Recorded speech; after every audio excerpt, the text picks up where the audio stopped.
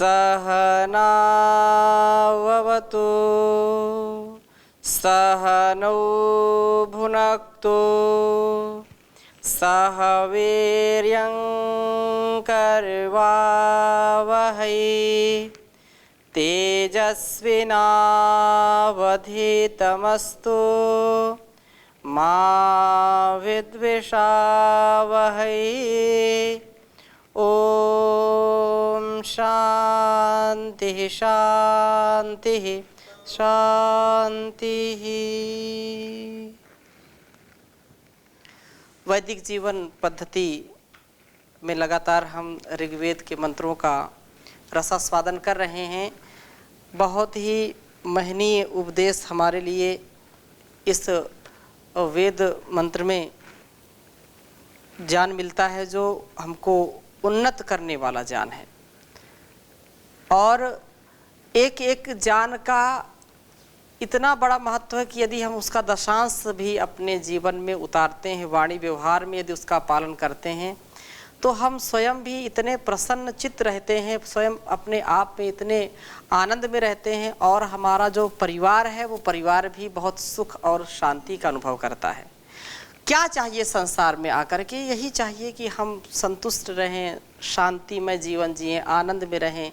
कोई दो जो है सदस्य वाला परिवार हो, चाहे 10 सदस्य वाला परिवार हो, 100 सदस्य वाला परिवार हो, सभी चाहते हैं कि परिवार में सुख शांति आनंद का वातावरण रहे। संसार में परिवार में जब तक शांति नहीं है, तब तक कितना भी धन संपदा हो, कितनी भी संपत्ति हो, कितना आदर हो, कितना जो है निरादर हो, इसका कोई महत्व नहीं है।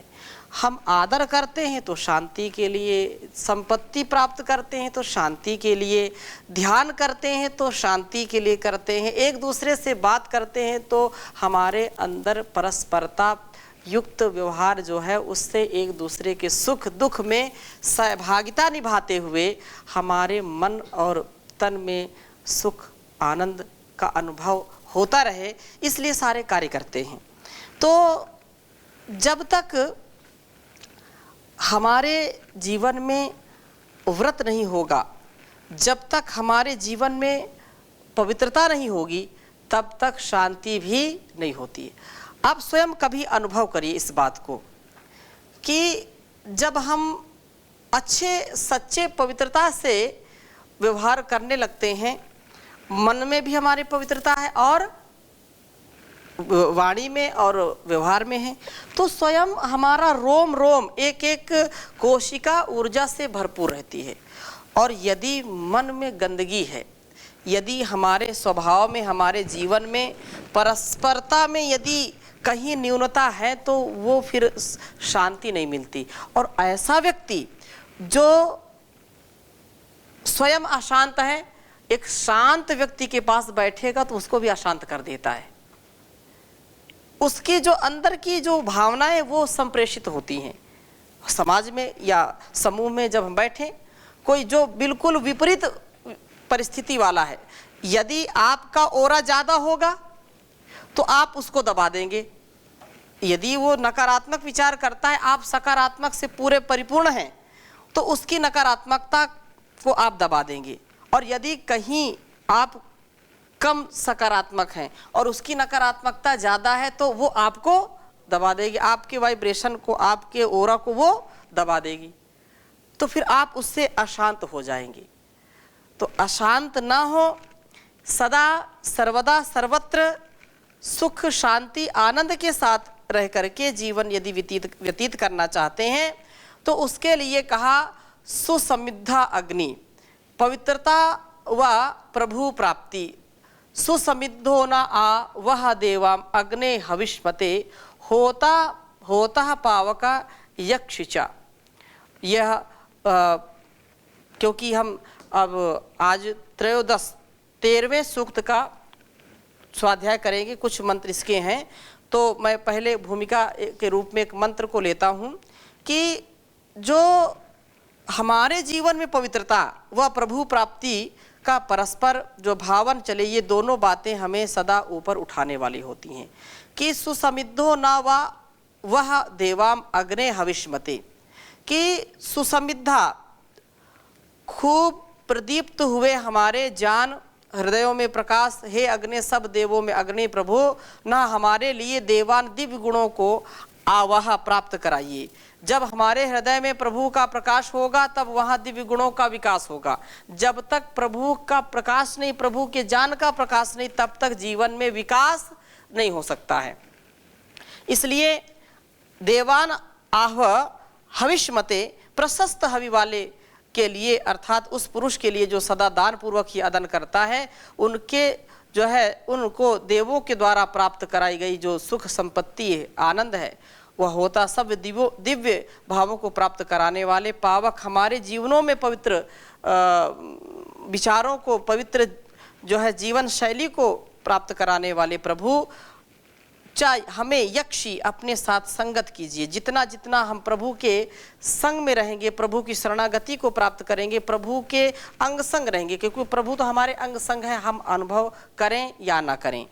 तो जब उसके अंग संग रहेंगे तो उतना जितना जितना उसकी संगति में रहेंगे, जितना जितना उसकी आज्ञा का पालन करेंगे, उतना उतना हमारे अंदर पवित्रता का, शुचिता का और सद्व्यवहार का निश्चित रूप से उत्थान होगा। और यही प्रभु भक्ति है, यही प्रभु भक्ति ही हमको ऐसी शक्ति देती है जिससे हम मुक्ति को प्राप्त होते हैं। तो इसी प्रकार से अगला जो वेद मंत्र है, 13वां जो सूक्त है, उसका दूसरा मंत्र आपके समक्ष मैं रखूंगा कि माधुर्यमय मेल तनून पात, माधुर्य सा जब जीवन बनता है, मधुरता युक्त जब जीवन बनता है, तो हमारे जीवन में इतनी जो है सादगी आती है, शुचिता आती है कि हम जीवन में बहुत ही उन्नत कर्म करने वाले बन जाते हैं। तो इस वेद मंत्र को मैं आपके समक्ष लिखता हूँ, फिर इसकी चर्चा करूँगा आपके समक्ष। ओम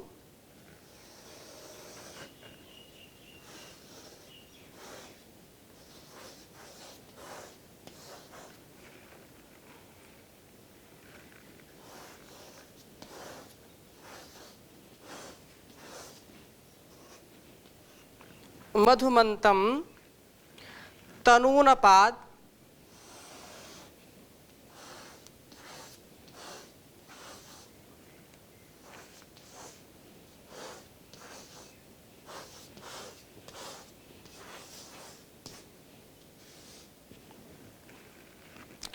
यज्ञम देवेषु नः कवे।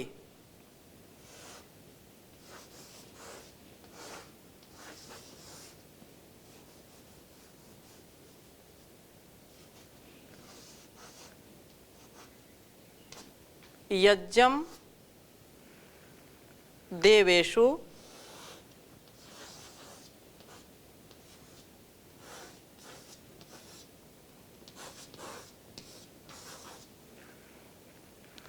नः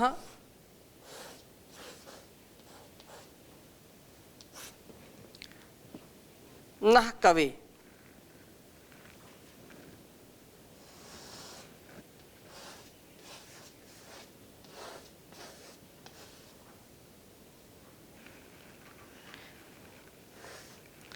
अद्य कृणुहि वीतये।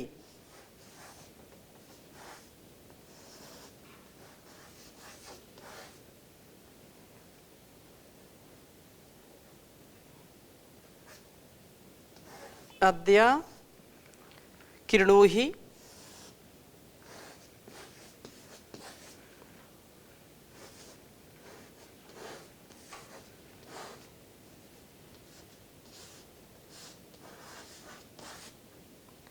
कृणुहि वीतये।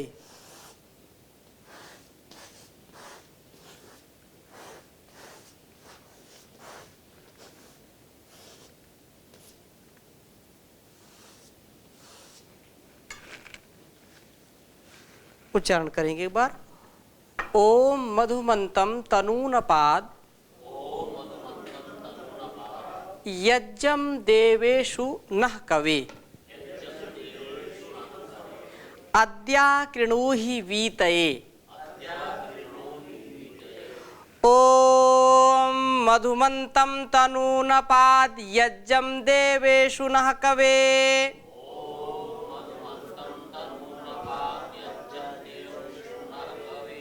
अद्या कृणुहि वीतये। मंत्र का भावार्थ जो अर्थ है उसको समझने का प्रयास करेंगे।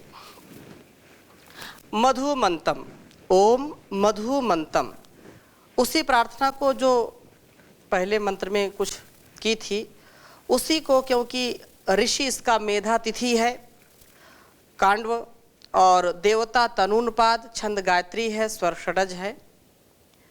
इस प्रकार से मेधा तिथि ज्ञान पूर्वक जीवन यात्रा को चलाने वाला व्यक्ति। मेधा तिथि कौन है? जो ज्ञानमय जीवन को जीने वाला है, ज्ञान के द्वारा ही अपने समस्त कर्तव्यों को जो करने वाला है, ऐसा व्यक्ति, ऐसा साधक, ऐसा भक्त जो ज्ञानमय जीवन जीता है वो कैसे पतित हो सकता है? अर्थात वो पतन को कभी भी प्राप्त नहीं होता है।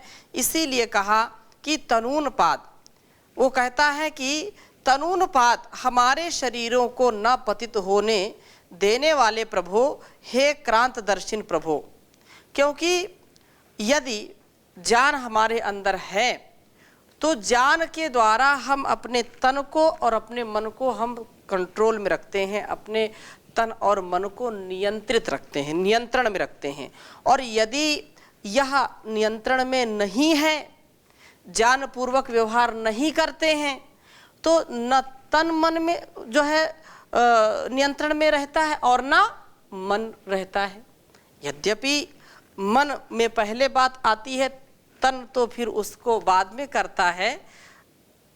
तन और मन दोनों को ठीक करने का एक ही उपाय है कि हमको जो ज्ञान ऋषियों से, जो ज्ञान हमको वेदों से मिलता है, उसको जीवन में हम उतारने का प्रयास करें। और ऐसा प्रयास जब करेंगे तो निस्संदेह है वह ईश्वर हमको जरूर हर प्रकार से उन्नत करता है। तो अगली बात क्या कही? मधुमंतम तनूनपाद यज्ञम देवेशु नः कवे।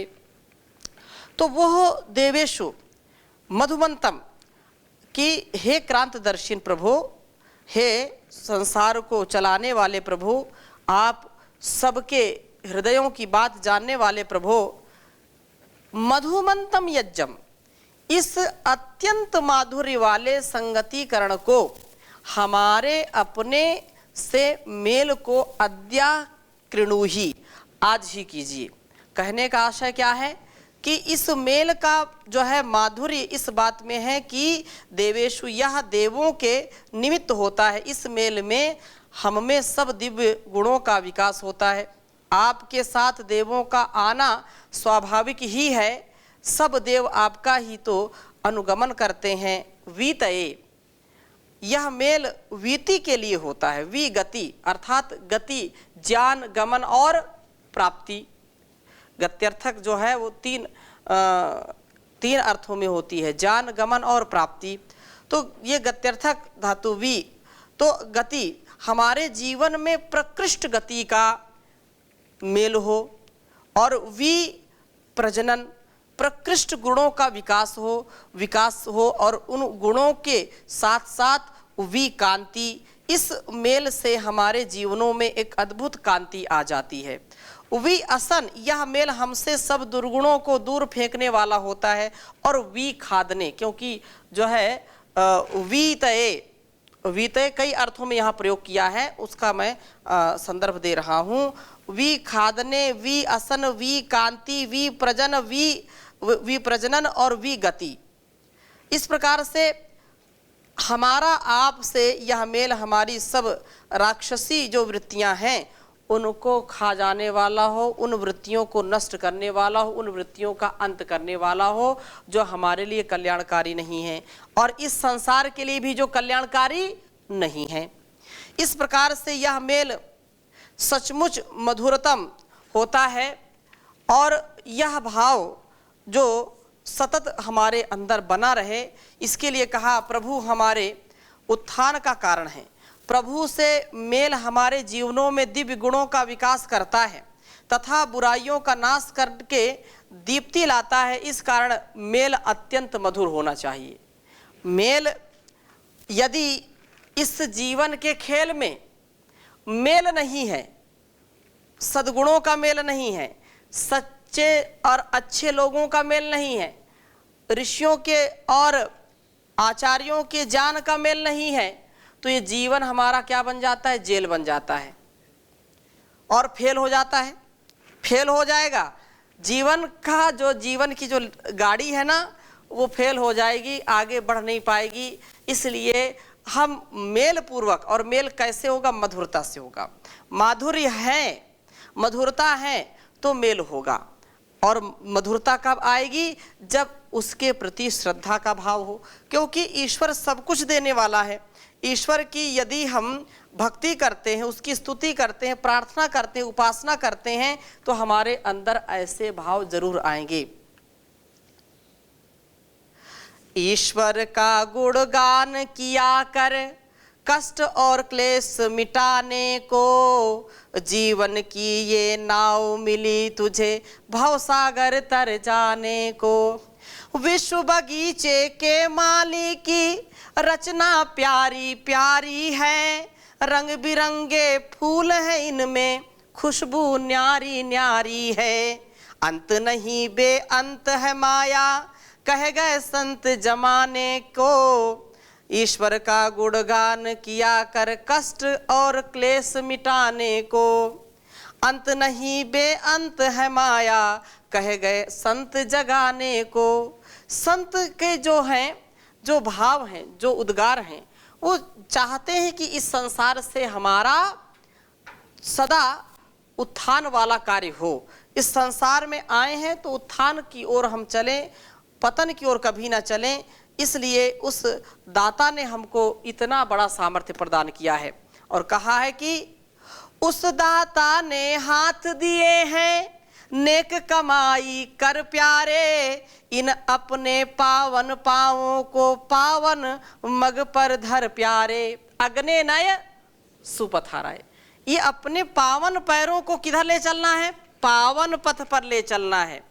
जो पतित होने वाला पथ है, हमको जो पापी बनाने वाला पथ है, जो अधर्म वाला पथ है, उस पर नहीं ले जाना। किस पर ले जाना है? जो सुपथ है, जो धर्म का पथ है। तो परमात्मा ने हाथ दिए हैं कमाने को और पैर दिए हैं अच्छे रास्ते पर जाने को।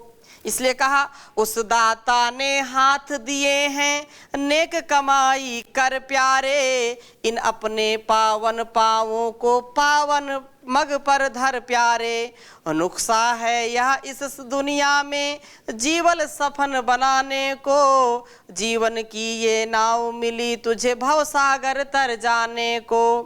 दर्द पर आया देख के तुझको, दर्द उठे अपने तन में, हर्षित को लख हर्ष मनाए, भावना भर दे जन मन में। यत्न किया कर पतझड़ में भी, मधुर बसंत खिलाने को। यत्न किया कर पतझड़ में भी, मधुर बसंत खिलाने को, जीवन की ये नाव मिली तुझे, भवसागर तर जाने को। सुख की शीतल छाया कर दे, दुखिया जन की कुटिया में, अपने घर में पड़ा रहा जो आलसी बनकर खटिया में। बहुत सुंदर बात कही है। सुख की शीतल छाया कर दे, दुखिया जन की कुटिया में, अपने घर में पड़ा रहा जो आलसी बनकर खटिया में। मानव चोला फिर न मिलेगा तुझको मौज उड़ाने को, जीवन की ये नाव मिली है, भवसागर तर जाने को। परमेश्वर का भक्त वही, जिसने शुभ गुण जीवन में धारे, पाप के जहरीले कीटाणु सब चुन चुन करके मारे।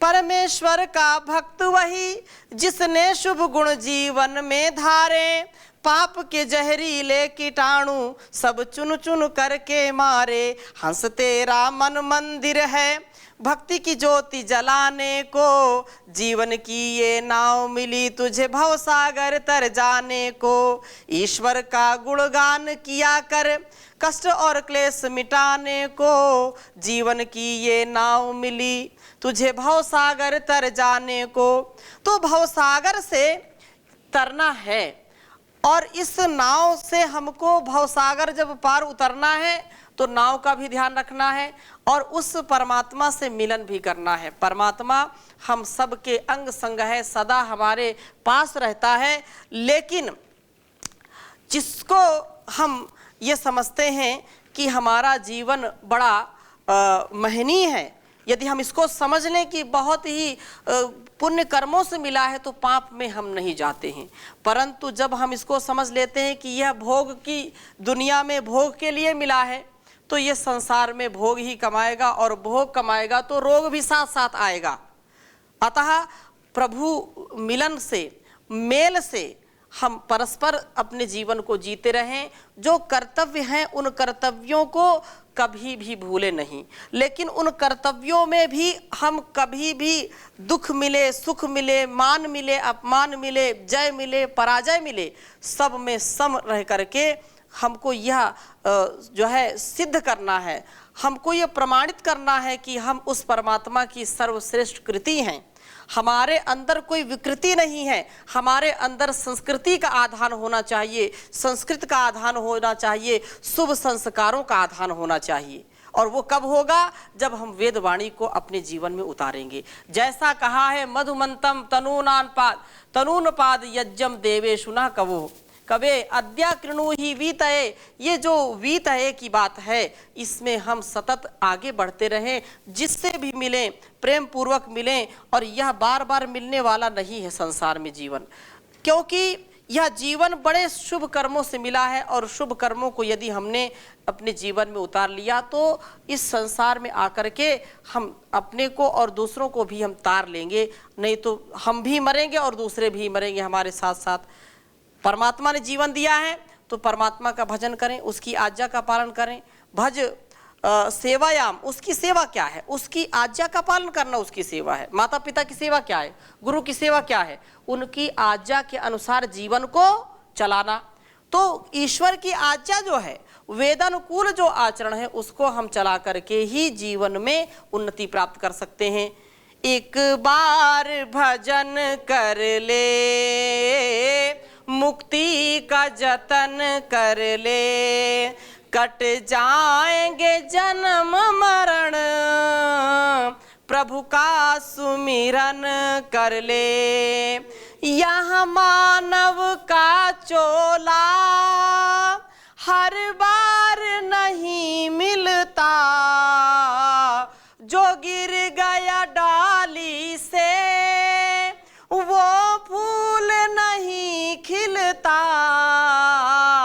मौका है ये जीवन का, मौका है ये जीवन का, गुलजार चमन कर ले, एक बार भजन कर ले। नर इन कानों से सुन तू ऋषियों की वाणी, मन को ठहरा करके तू बन जा आत्म जानी। जिह्वा तो चले मुख में, जिह्वा तो चले मुख में, अब ओम जपन कर ले, एक बार भजन कर ले। इस मैली चादर में हैं दाग लगे कितने, पर जान के साबुन में हैं झाग भरे इतने। धुल जाएगी सब स्याही, धुल जाएगी सब स्याही, उजला तन मन कर ले, एक बार भजन कर ले। वेदों में गूंज रही मंत्रों की मधुर ध्वनियाँ, वेदों में गूंज रही मंत्रों की मधुर ध्वनियाँ।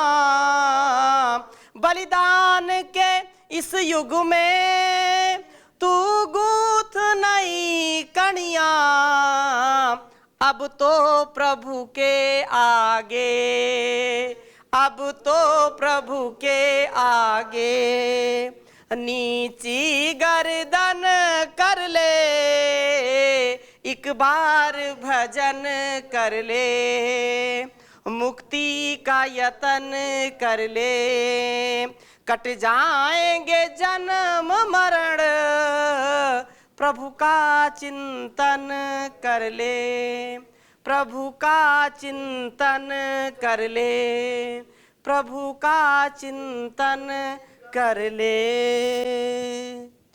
ओम शांति शांति शांति।